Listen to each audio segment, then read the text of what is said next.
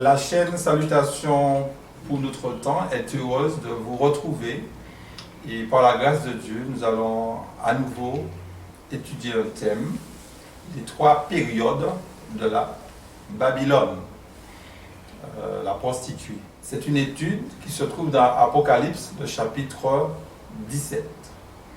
J'aimerais quand même vous saluer et je crois que vous allez bien, plus ou moins. Je sais que les temps sont durs, il faut tenir.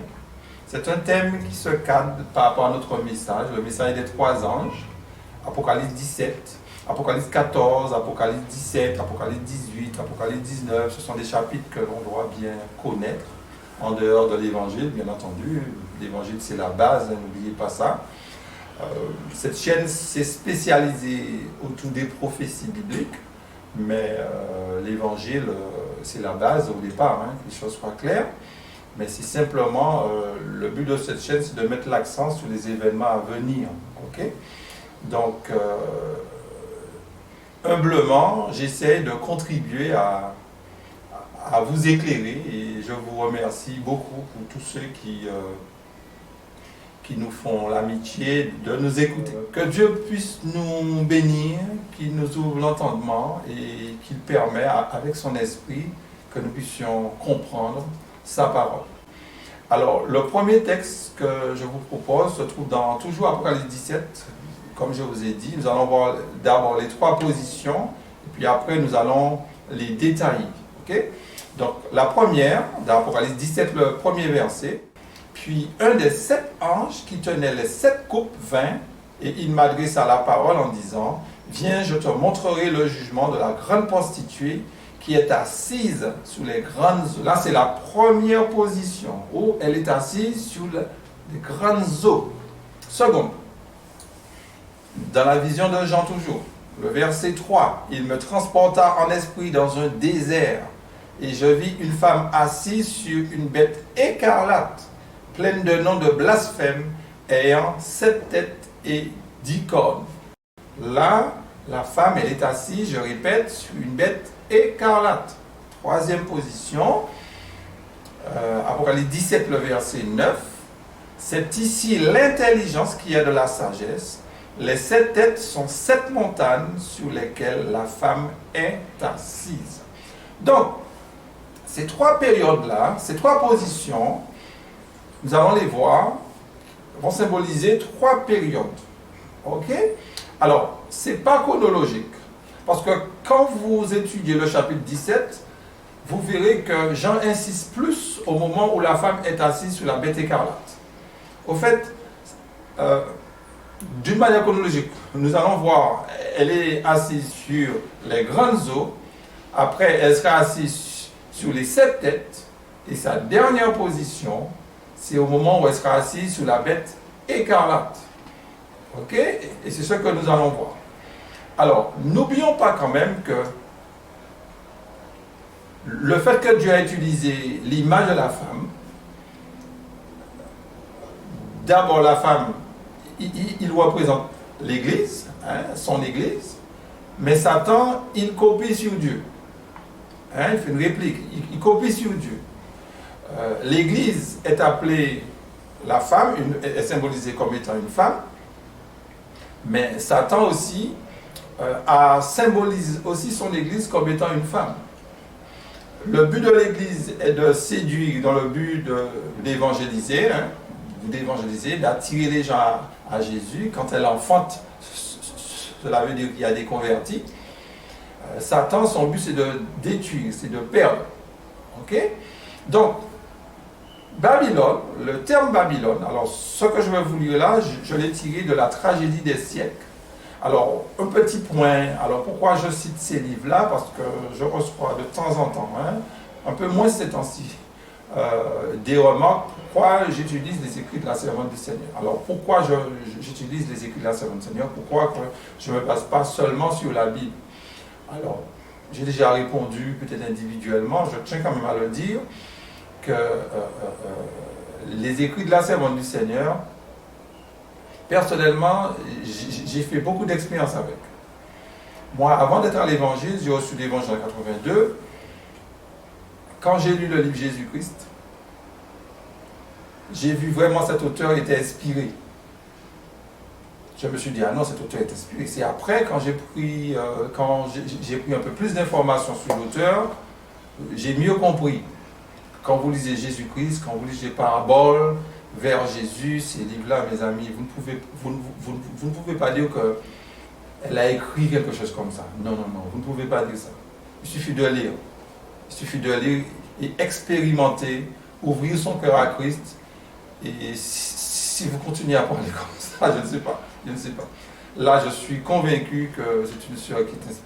Donc, je ne mets pas ses écrits sur la Bible, puisque elle-même, elle dit qu'elle compare la Bible à une grande lumière et ses écrits à une petite lumière. Puisque dans la Bible, on trouve Moïse, on trouve Amos, on trouve jusqu'à Jean. Donc, ce sont toutes des petites lumières, mais quand vous mettez toutes ces petites lumières ensemble, ça devient une grande lumière. Donc, la Bible est une grande lumière. La servante du Seigneur, je ne donne pas plus d'importance que Paul, etc. Ok?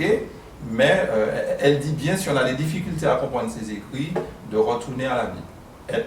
Elle sait ce qu'elle a vu, elle sait ce qu'elle dit, mais nous, peut-être qu'on ne peut pas toujours cerner pourquoi elle a écrit ça, etc. Alors, cette longue parenthèse, qui est assez longue, je reconnais. Tragédie des siècles, page 411. Le terme Babylone dérive du mot Babel qui signifie confusion. Elle est employée dans l'Apocalypse pour désigner les différentes formes d'une religion fausse ou apostate. Donc, c'est clair, Babylone, il y a cette association d'erreur et de vérité. Donc, Babylone est un système. Babylone n'est pas une église, on peut aller dedans comme ça, mais Babylone est un système. C'est un système impur. Et vous verrez que dans l'Apocalypse, le chapitre 17, là maintenant nous allons analyser la première position de cette femme-là. Au moment où elle est assise sur les eaux, nous allons analyser, nous allons essayer de savoir qu'est-ce que cela veut dire. Alors nous allons lire les 6 premiers versets, nous allons le verset 1 à 2 ainsi que le verset 6. Alors sur votre temps, vous allez tout lire. Puis un des 7 anges qui tenait les 7 coupes vint et il m'adressa la parole en disant: Viens, je te montrerai le jugement de la grande prostituée qui est assise sur les grandes eaux. C'est avec elle que les rois de la terre se sont livrés à l'impudicité et de son vin de son impudicité et que les habitants de la terre se sont enivrés. Et je vis cette femme ivre du sang des saints et du sang des témoins de Jésus. Et en la voyant, je fus saisi d'un grand étonnement. Ici, vous avez une femme qui est assise sur les eaux. Grandes eaux. Qu'est-ce que cela veut dire? Une femme assise sur les grandes eaux. Apocalypse 17, verset 15. Puis il me dit: les eaux que tu as vues, sur lesquelles la prostituée est assise, ce sont des peuples, des foules, des nations et des langues. Vous avez déjà compris, même avant de vous donner la référence pour beaucoup d'entre vous, la femme assise sur les eaux. Ce qui veut dire que cette femme existe depuis que les foules existent, depuis que l'homme existe, depuis que les nations existent. Donc cette femme-là, c'est pour cela qu'on a l'adjectif, elle est grande. Elle est grande. Donc cette femme-là n'a pas apparu depuis l'ère chrétienne. Cette femme-là, elle a apparu depuis nos premiers parents. Et c'est ce que nous allons voir. Elle est grande, donc elle est là. Ce système-là, cette association de confusion, erreur et de vérité existe depuis le début. Ok? Et cette femme-là, elle est criminelle parce qu'on a trouvé chez elle le sang des martyrs. D'Apocalypse 18, on va changer de chapitre. Le verset 24, il est dit: parce qu'on a trouvé chez elle le sang des prophètes et des saints et de tous ceux qui ont été égorgés sur la terre. Donc notez que cette femme-là, on a trouvé chez elle quoi? Le sang des prophètes et le sang des saints et tous ceux qui qui ont été égorgés. Tous ceux. Alors, je vous pose la question. Quelle est la première personne qui a été égorgée? Quelle est la première personne qui est morte pour la cause de Dieu? C'est bien lui, Abel. Prenons le texte, Genèse, chapitre 4, le verset 1 à 5. Adam connut Ève, sa femme. Elle conçut et enfanta Caïn et lui dit, j'ai formé un homme avec l'aide de Dieu. Elle enfanta encore son frère Abel. Abel fut berger et Caïn fut laboureur. Au bout de quelque temps, Caïn fit à l'Éternel une offrande des fruits de la terre. Et Abel de son côté en fit des premiers-nés de son troupeau et de leur graisse. L'Éternel porta un regard favorable sur Abel et sur son offrande. Mais il ne porte pas un regard favorable sur Caïn et sur son offrande. Caïn fut très irrité et son visage fut abattu. Deux frères qui offrent une offrande à Dieu, qui rendent un culte à Dieu. Ils ont le même Dieu, ils ont la même croyance, mais l'offrande diffère. Alors, où se trouve cette femme-là? Où se trouve Babylone? Nous allons voir. Babylone se trouve dans l'esprit de Caïn, dans les œuvres de Caïn. Caïn, qu'est-ce qu'il va faire? Il va offrir une offrande. À qui? À Dieu. Donc, c'est bien d'offrir une offrande à Dieu. Mais où est l'erreur? L'erreur vient de l'offrande. Il aurait dû faire comme son frère, offrir un animal. Sans effusion de sang, il n'y a pas de sacrifice. Dans l'animal, Abel a vu, à travers l'animal, le Messie qui allait ôter son péché, tandis que Caïn n'a pas vu un Messie qui allait ôter son péché. Caïn est venu avec sa propre justice. Donc, Caïn, voyant Dieu porter un regard favorable sur son frère, sur l'offrande de son frère, qu'est-ce qu'il a fait? Il a tué son frère. Donc, cette femme-là, comme dit Apocalypse 18, le verset 24, cette femme-là, elle est meurtrière. Donc, le but de Babylone, mes amis, c'est de nous tuer. N'oublions pas cette association. Alors, il faut qu'on fasse une différence entre Babylone et l'Égypte. L'Égypte, c'est l'athéisme, c'est le péché. Babylone, c'est toujours le péché, mais Babylone, quand on parle de Babylone, ça a un rapport avec la religion, contrairement avec l'Égypte. L'Égypte, c'est l'athéisme, je répète. Babylone a un rapport avec le péché, avec la religion, pardonnez-moi. Ok. Donc, le fait que maintenant la femme est assise sur les eaux, qu'est-ce que cela veut dire? À quel moment elle va s'asseoir sur les eaux? Quand on est assis, cela veut dire on domine, on trône. À quel moment elle va réellement s'asseoir sur les eaux? C'est dans les années 538 à 1798. Vous vous rappelez qu'est-ce qui s'est passé de 538 à 1798? Le système papal, où il y a eu cette association Église et État.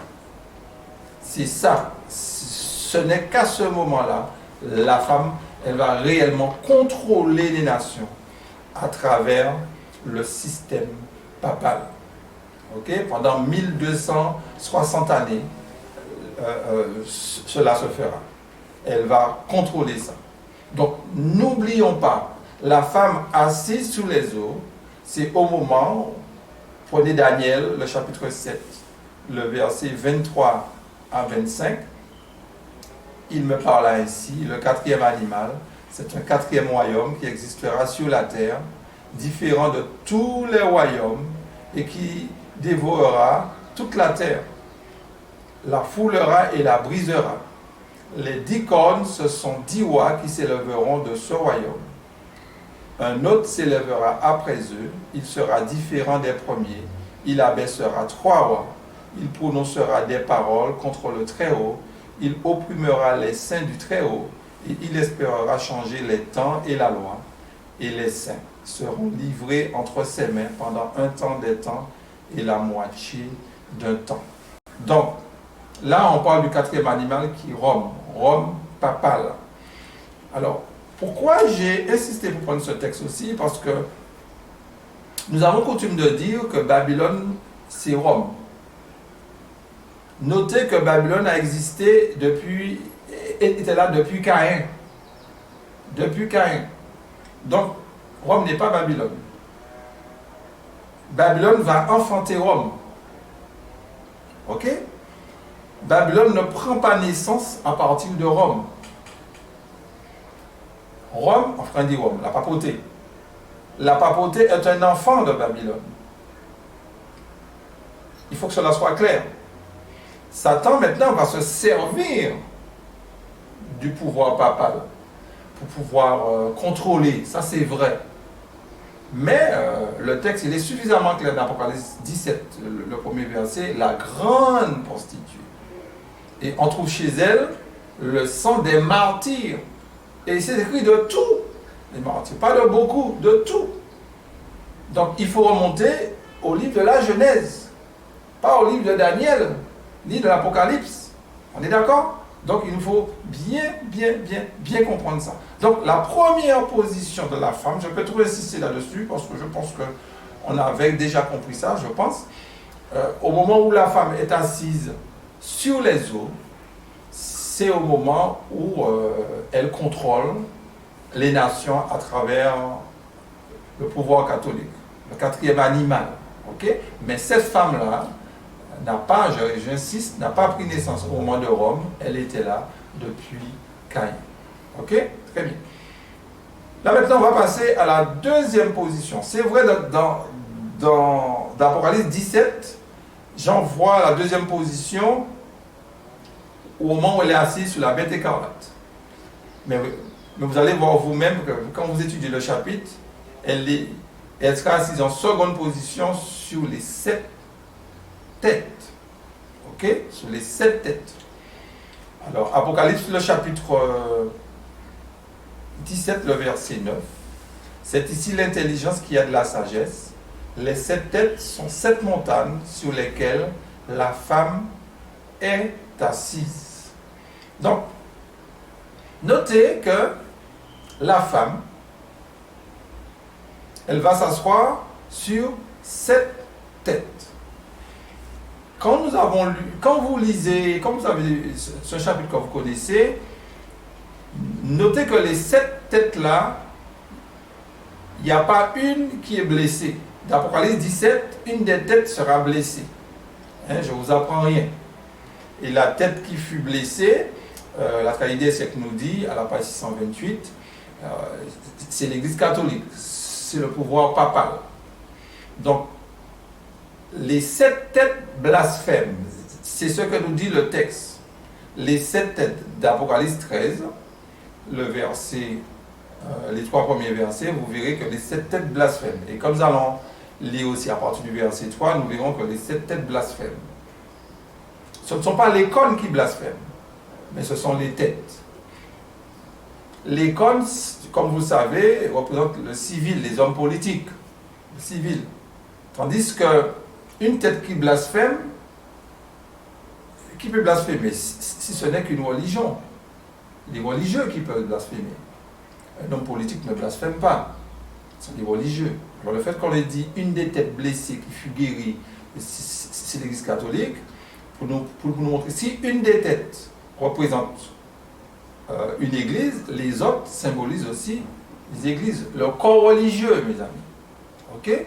Donc les 7 têtes, la femme est assise sur les religions, mes amis. C'est ça que cela veut dire. Elle est assise sur les eaux, mais bientôt, c'est quand les choses vont changer, elle va s'asseoir sur toutes les églises.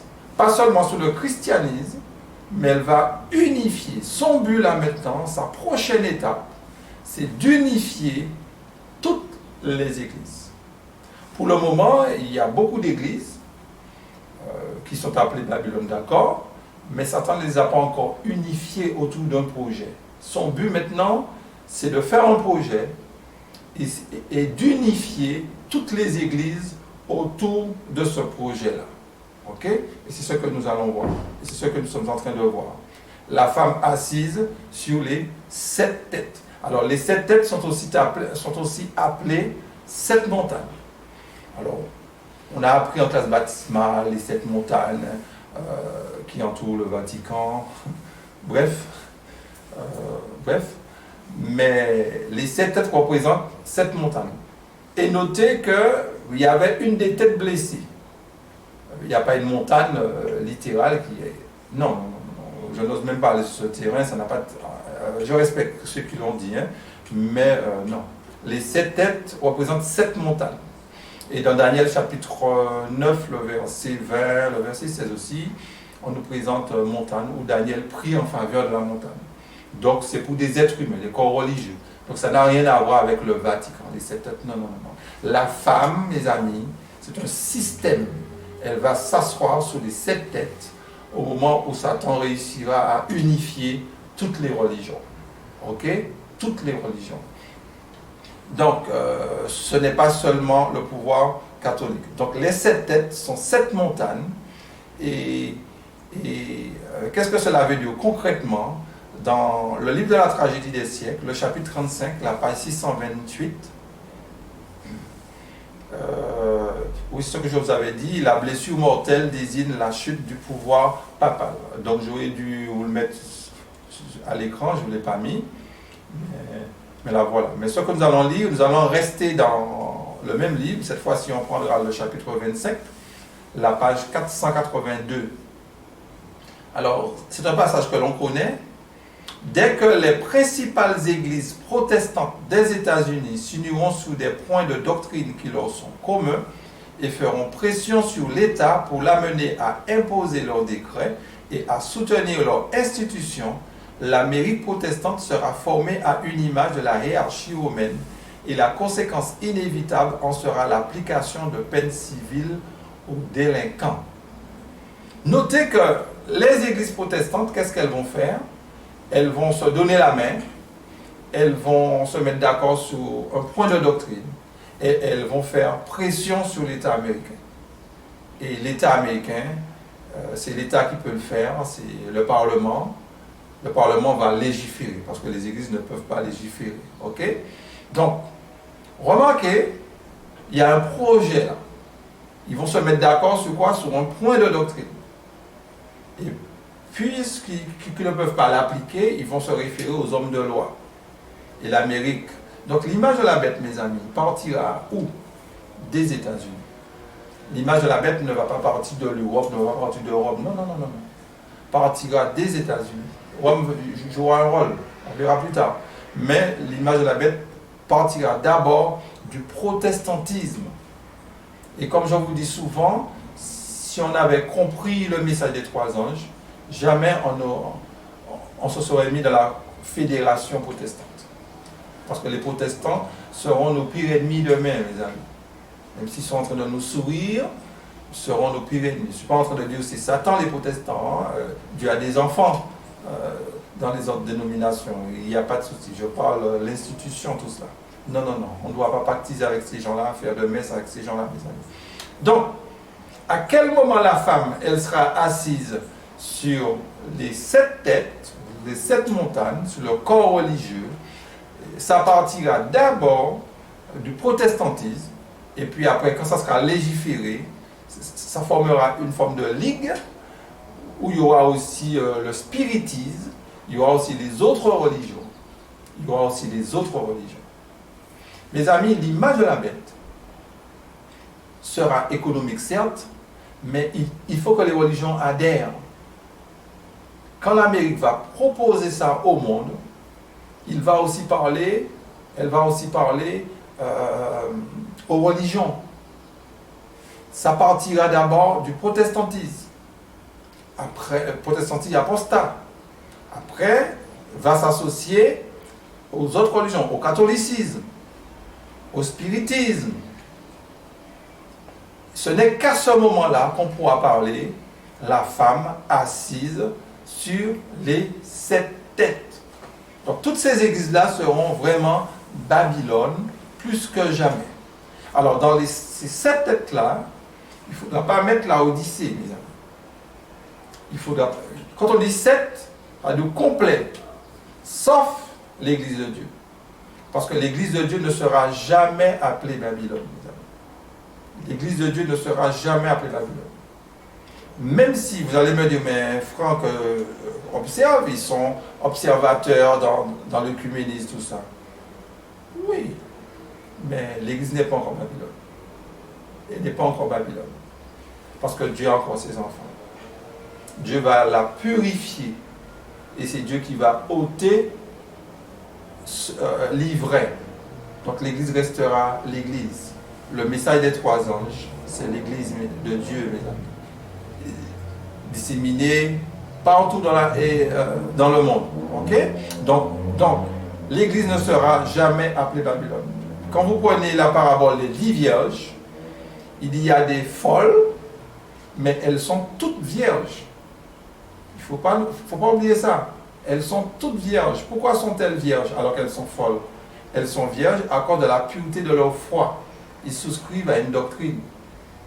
Ok? Et dans la doctrine, il n'y a pas d'erreur. L'homme peut donner de fausses interprétations au message des trois anges. Mais le message des trois anges, c'est un message envoyé de Dieu. Donc l'Église ne sera jamais appelée Babylone. Donc, avant que l'Église ne tombe, n'arrive trop bas, Dieu va la purifier, mes amis.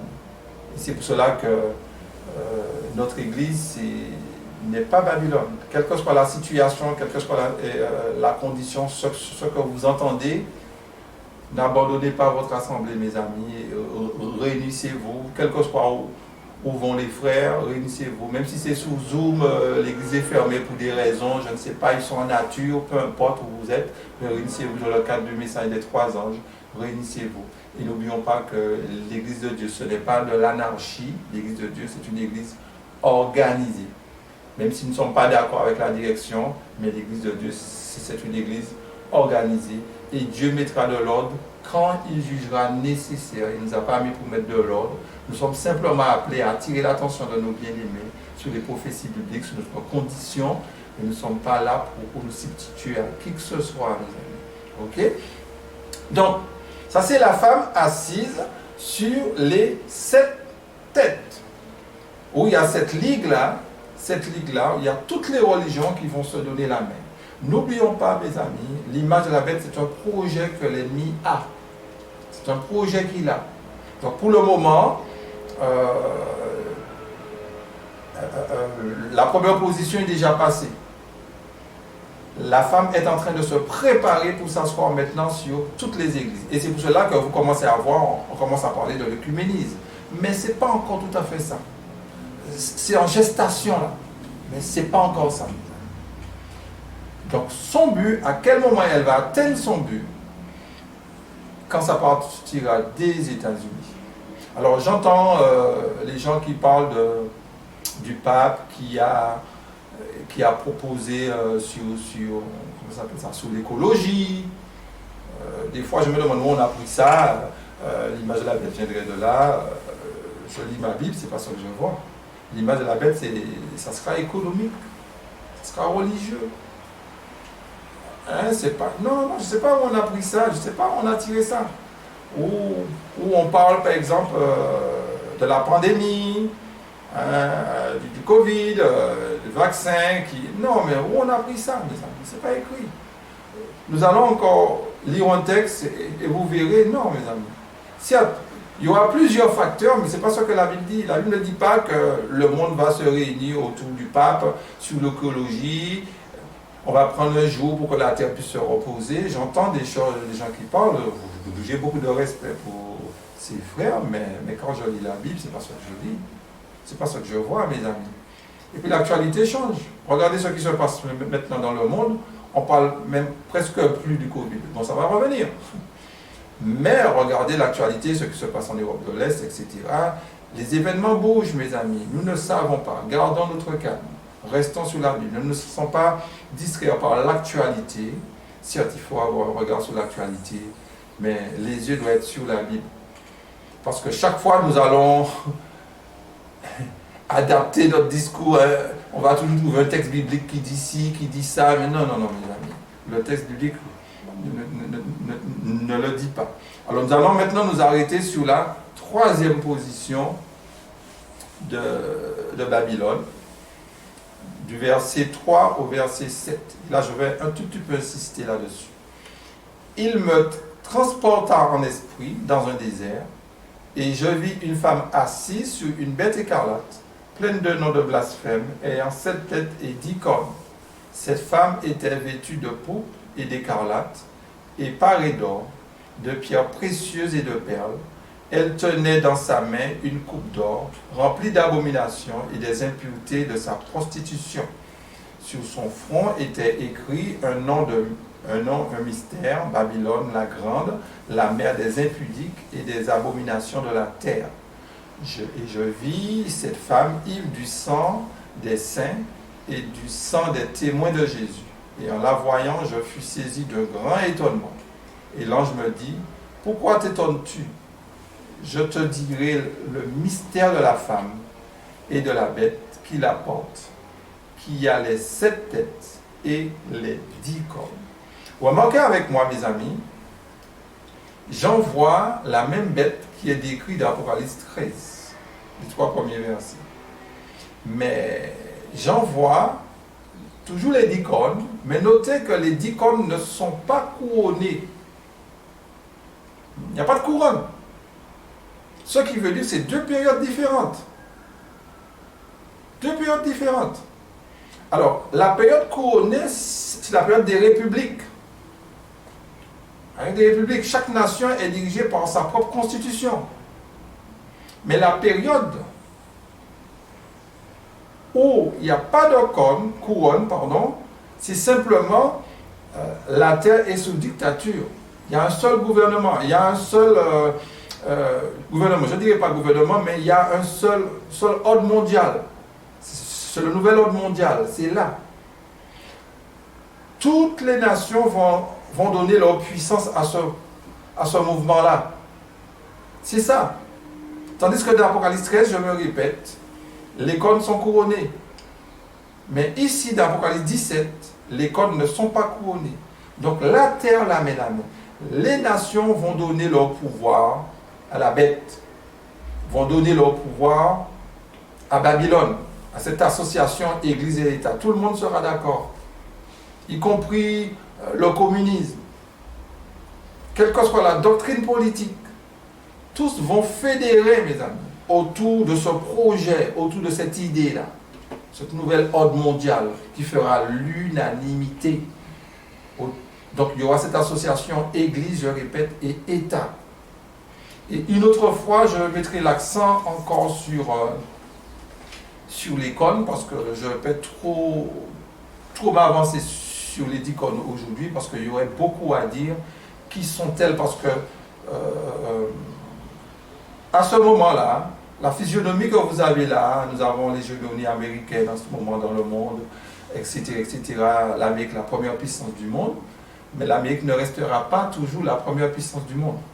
L'Amérique, à un moment donné, quand elle va faire sortir la loi du dimanche, à ce moment-là, Dieu ne pourra plus bénir l'Amérique comme Dieu bénit en ce moment les États-Unis. L'Amérique a une constitution, la liberté entre guillemets, où c'est une nation qui bénit, parce que c'est dans ce pays-là que se trouvent tous les quartiers généraux des églises protestantes. Ok? Dieu a béni, c'est cette église, c'est cette nation-là qui a recueilli tous les exilés, tous ceux qui étaient persécutés en Europe. Donc Dieu a béni ce pays. Mais ce pays commence à faire sa loi un peu partout. Je ne suis pas anti-américain, rassurez-vous, j'aime beaucoup l'Amérique. Mais c'est simplement pour dire que Dieu, à un moment donné, va juger les États-Unis d'Amérique. Pas plus les États-Unis que les autres, hein, mais nous parlons des États-Unis, parce que l'image de la bête viendra d'abord des États-Unis. Et s'il y a un pays où l'image de la bête ne devait pas venir, c'est les États-Unis. C'est parce que les États-Unis, par rapport à sa constitution, avaient rejeté ce qui se passait en Europe. Mais Satan va réussir à faire avaler à nouveau ce que les Européens avaient rejeté, hein, quand ils ont fait la constitution américaine des années 1777, si ma mémoire est bonne. Malheureusement, les États-Unis vont abroger leur constitution. Ils vont mettre cette dictature. Et comme je vous dis toujours, très souvent dans les vidéos, la démocratie, son temps est compté, mes amis.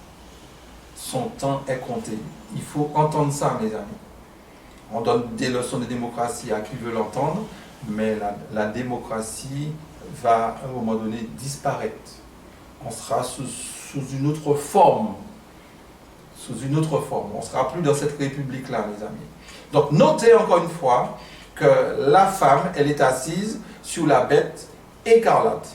Notez comment cette femme, elle a des choses très onéreuses sur elle. Elle trinque, elle a du vin. Hein. Le vin, c'est sa force doctrine. Elle va réussir à faire passer dans les églises et dans les nations. Donc cette femme-là, c'est au moment où elle sera assise sur la bête écarlate, c'est à ce moment-là qu'elle sera jugée, mes amis. C'est à ce moment-là qu'elle sera jugée. Elle ne sera pas jugée au moment où elle est assise sur les 7 têtes. Elle ne sera pas jugée au moment où elle est assise sur les eaux. Elle sera assise au moment où elle est assise sur la bête écarlate. Parce que son but, c'est de contrôler la terre.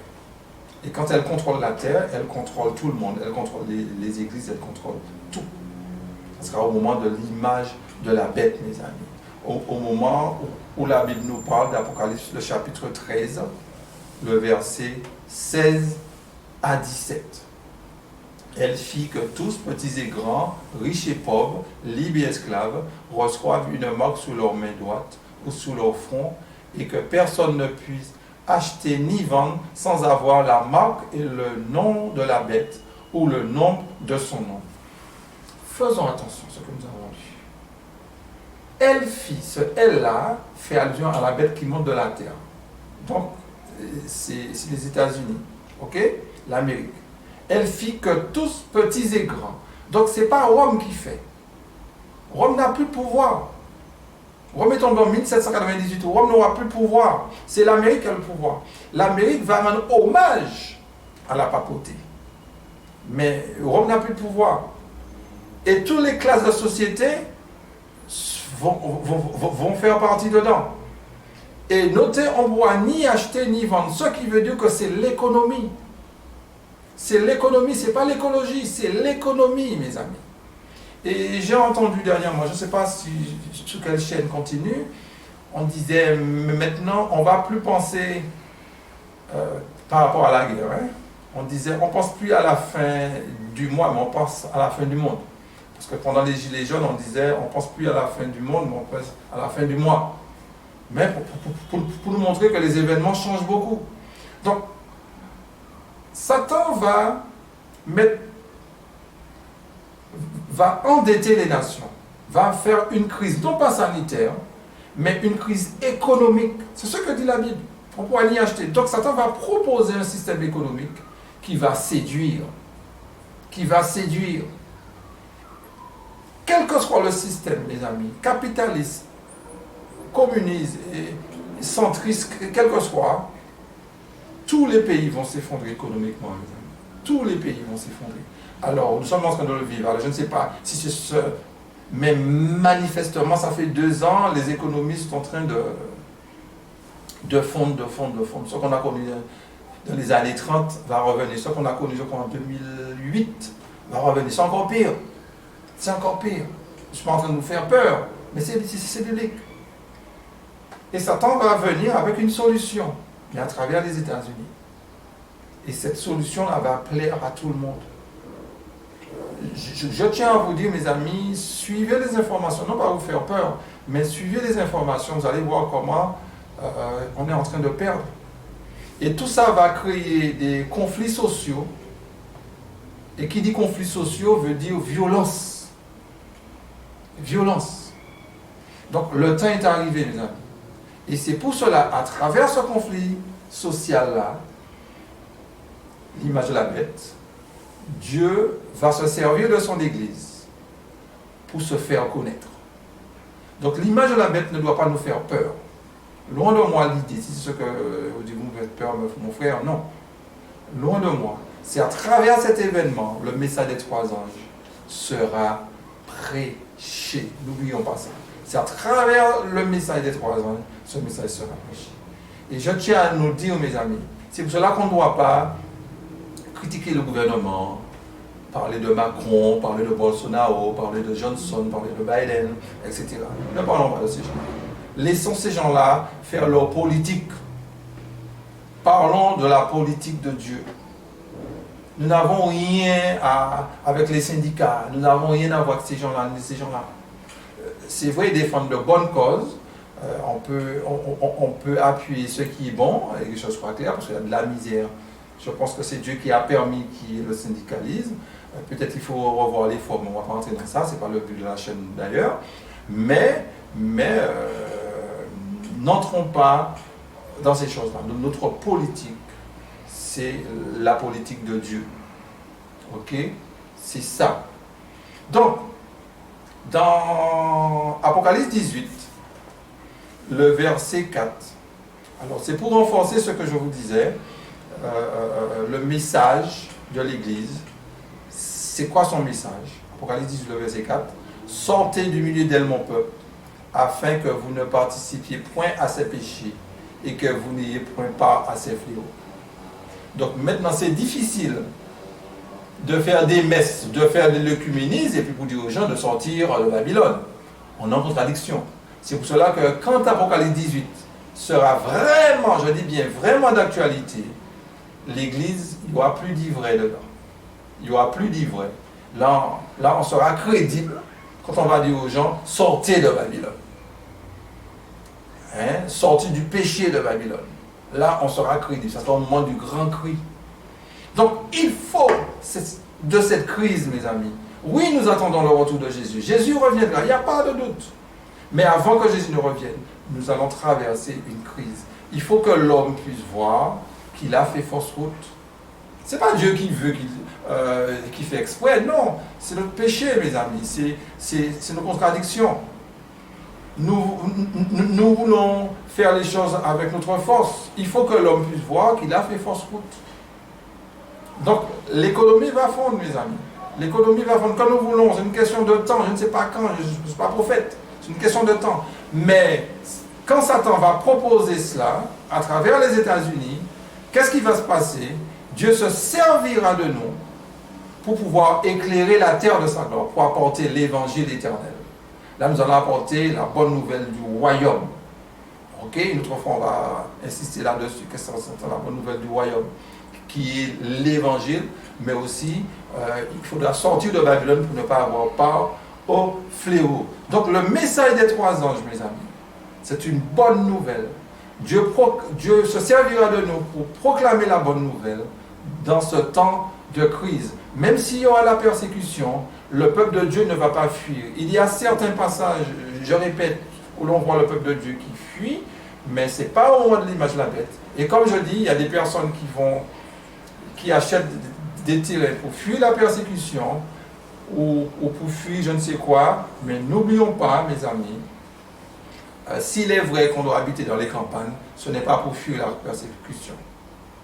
Le but, parce que tant qu'il y aura le temps de grâce, tant qu'on sera dans le temps de grâce, il faudra être au milieu des gens. Donc si on va en campagne, c'est pour fuir les mœurs, c'est pour fuir la pollution, c'est pour fuir la tension qu'il y a dans les villes, les embouteillages et tout ce que... pour manger des aliments sains, etc. Mais on ne va pas dans les campagnes pour fuir je ne sais quelle persécution, parce qu'au moment de l'image de la bête, il ne faudra pas aller fuir, il faudra affronter Babylone, parce que Dieu a des enfants dans Babylone. On sera revêtu de la puissance du Saint-Esprit. C'est vrai, bon, il y a des personnes dans Babylone qui ne seront pas d'accord avec le système. Ces gens-là vont fuir aussi.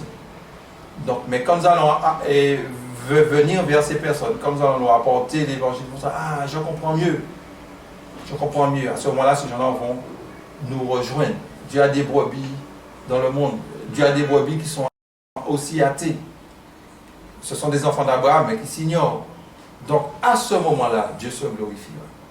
Donc, Dieu se servira d'une crise pour manifester sa gloire, mes amis. Donc, n'ayons pas peur. Ne nous attachons pas sur les choses du monde, mes amis. Ne nous attachons pas aux choses du monde. Et dans Premier écrit, la page 118, je vis ensuite le 3e ange, celui qui m'accompagnait me dit, son œuvre est redoutable, sa mission est solennelle, il doit séparer le bon grain de l'ivraie et sceller ou lier les gerbes pour les greniers célestes. Voilà ce qui devrait occuper votre esprit, retenir toute votre attention. Donc notez, le message des trois anges, son œuvre est redoutable. Est-ce que l'œuvre est redoutable en ce moment? Non, c'est l'heure du grand cri. Sa mission est solennelle.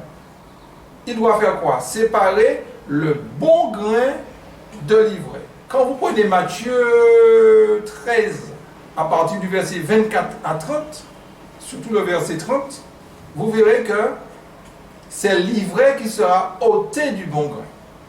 Mais ici, remarquez ce qui est dit. Il doit séparer le bon grain de l'ivraie. Donc c'est l'inverse. Il y a, je répète, l'ivraie séparée du bon grain. Ça, c'est la première moisson au sein de notre dénomination. Il y a l'autre moisson, le bon grain séparé de l'ivraie, qui est au moment du grand cri. Nous allons chercher les enfants de Dieu dans Babylone. Sortez du champ, sortez de Babylone. Et venez nous rejoindre. Et c'est ce qui se fera. Donc le message des trois anges, c'est un beau message, mes amis. Donc n'ayons pas peur du nouvel ordre mondial. N'ayons pas peur de la crise qui vient. Demandons à Dieu de nous fortifier et d'attendre ce moment avec impatience. Alors il y a un texte que j'aime vous prendre souvent, je vais encore le reprendre de manière à vous imprégner. Tragédie des siècles, la page 664.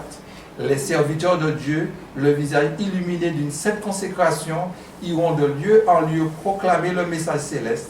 Des milliers de voix le feront retentir dans toutes les parties du monde. Les malades seront guéris. Des miracles et des prodiges accompagneront les croyants. Satan de son côté opérera des miracles trompeurs jusqu'à faire descendre le feu du ciel sur la terre à la vue des hommes. Ainsi, les habitants de la terre seront mis en demeure de prendre position. Notez une chose, mes amis. Les serviteurs de Dieu, le visage illuminé. Nous ne sommes pas encore dans cette position. Nous ne sommes pas encore dans cette condition du monde. À quel moment cela se fera? Au moment où l'ennemi fera du feu descendre du ciel. Ça ressemble à Apocalypse 13, l'image de la bête. Vous vous rappelez, quand dans l'Ancien Testament on offrait un sacrifice, il y a le feu de Dieu qui venait consumer l'offrande. Satan fera la même chose quand il va instituer par l'Amérique l'image de la bête. Il va montrer que Dieu a approuvé. Il va faire le feu, il va essayer de faire le feu descendre du ciel pour jouer pour l'émotion des gens. Mais quand cela se fera, le peuple de Dieu aussi fera des miracles. Ok? Certes, le miracle, le plus grand des miracles, c'est la conversion des âmes. Mais il y aura aussi une bataille de puissance. Le grand cri, mes amis, ce n'est pas seulement la prédication de l'évangile, mais l'évangile est une puissance. Et Satan mettra aussi toute sa puissance. Donc Dieu va nous équiper de sa puissance aussi, pour nous permettre de prêcher l'évangile aux quatre coins de la terre. N'oublions pas qu'on ne pourra ni acheter ni vendre. Donc Dieu va nous véhiculer. Vous vous rappelez comment il véhiculait Philippe? On pourra parler en langue. Une langue intelligible. Une langue humaine. Ok? On pourra parler au chinois. On pourra parler au vietnamien. On pourra parler un peu à toutes les langues, dans toutes les langues. Lors du grand cri, mes amis. Pendant que la terre. Mais ce qu'il faut savoir, quand cela se fera, le grand cri sera prêché.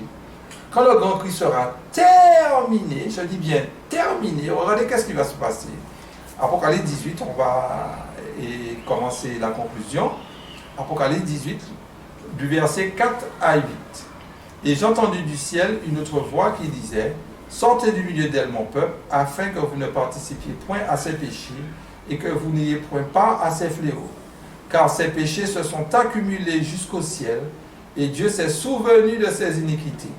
Payez-la comme elle a payé et rendez-lui au double selon ses œuvres. Dans la coupe où elle a versé, versez-lui au double. Autant elle s'est glorifiée et plongée dans le luxe, autant donne-lui de tourments et de deuil. Parce qu'elle dit en son cœur: je suis assise en reine, je ne suis point veuve, je ne verrai point le deuil. À cause de cela, en un même jour, ces fléaux arriveront, la mort, le deuil et la famine, et elle sera consumée par le feu, car il est puissant, le Seigneur Dieu, qui l'a jugé.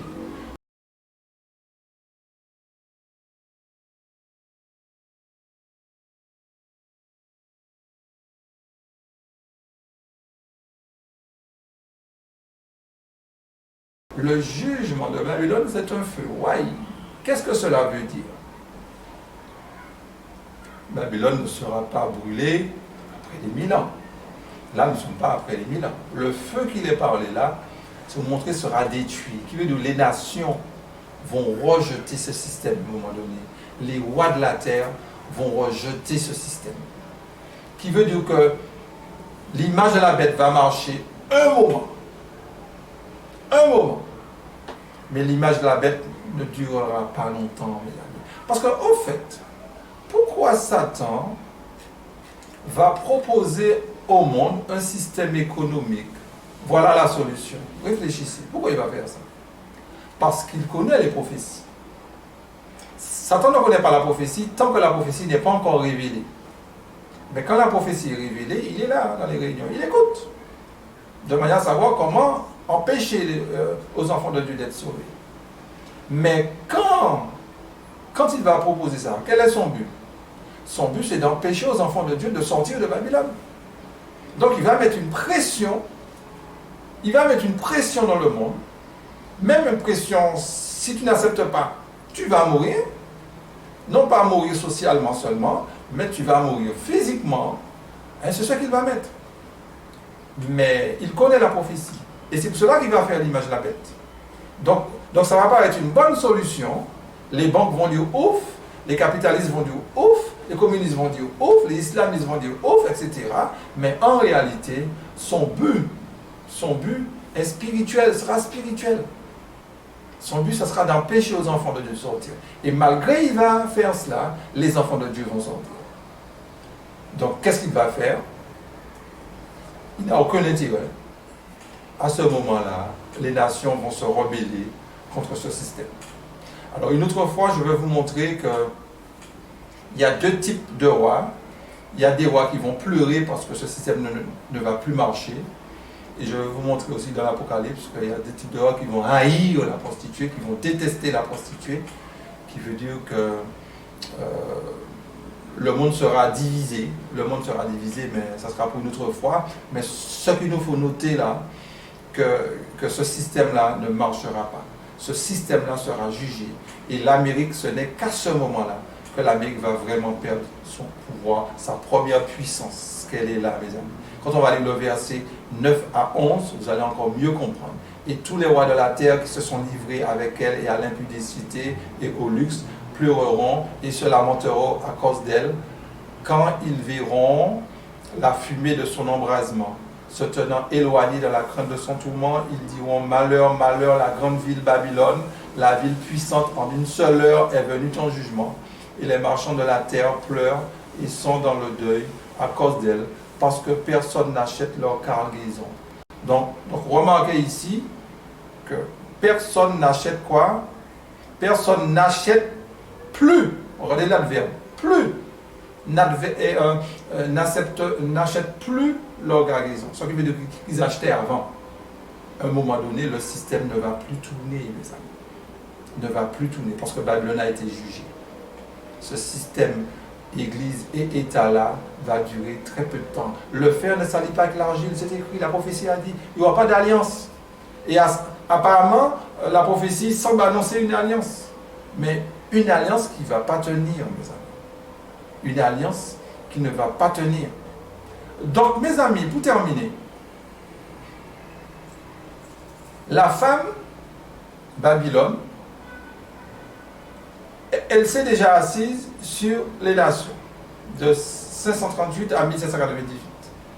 Maintenant, elle prépare, son but, c'est d'unifier les religions. Ça commence déjà à se faire. Ça commence déjà à se faire à travers l'œcuménisme. Mais ce n'est pas encore ça. Le verset 9 n'est pas encore accompli. Ce n'est pas encore ça. Mais Dieu ne permettra pas que son Église soit dedans.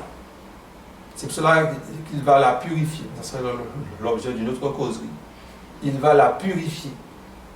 Mais quand elle va s'asseoir, la femme va s'asseoir sur les 7 têtes, cela va sous-entendre qu'il a réussi à faire une fédération de toutes les églises.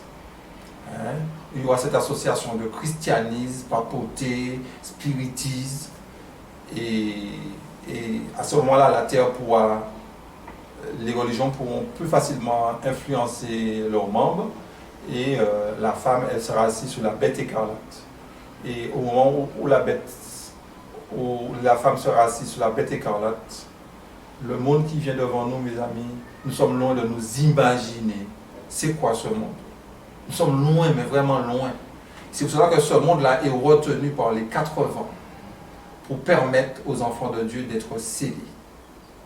Il faut que les enfants de Dieu soient scellés.